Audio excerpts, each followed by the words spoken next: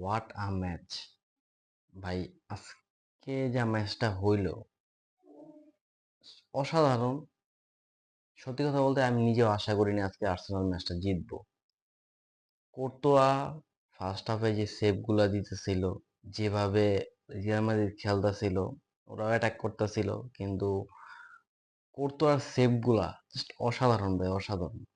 এই ম্যাচটা হাফ টাইমের পরে আর্সেনাল এভাবে বের করে আনবো ভাই, মানে আমি নিজে ভাষা হারাই বলছি। আর সবচেয়ে বড় কথা ভাই, ডেকলিন রাইস ভাই, ওর যে ফ্রি কিক দুটা দিছে, মানে ওর টিমমেটরাই ভাই মাথায় হাত দিয়ে বসে আছে ভাই, এটা কি হইলো।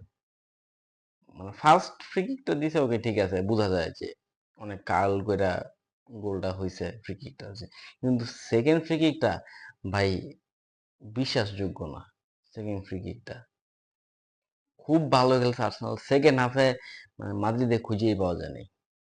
সেকেন্ড হাফে মাদ্রিদ যে আসলেই মাদ্রিদ, তো ওদের ওরা খুঁজেই পাওয়া যায় না, এরকম ভাবে খেলছে।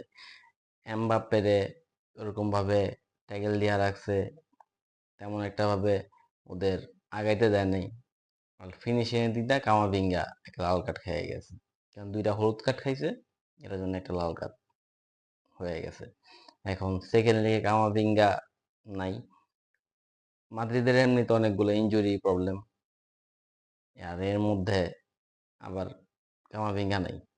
কিন্তু ভাই, যে সত্যি কথা বলতে আমি বিশ্বাস করি যে মাদ্রিদ কামব্যাক করবে, কারণ ওরা ভাই, এটা রিয়াল মাদ্রিদ, ওরা যে কোনো সময়, আমি বার্সা ফ্যান, কিন্তু আমি এটা স্বীকার করি চ্যাম্পিয়ন্স লিগের মধ্যে মাদ্রিদ ভাই ওদের বুদ্ধে ধরে জায়গা, এরকম অবস্থা ভাই, কিছু বলার নাই। এতটুকু খুশি আজকের ম্যাচটা নিয়ে যে মাদ্রিদ হারছে, আর আর্সেনাল খুব অসাধারণ খেলছে। Thank you so much.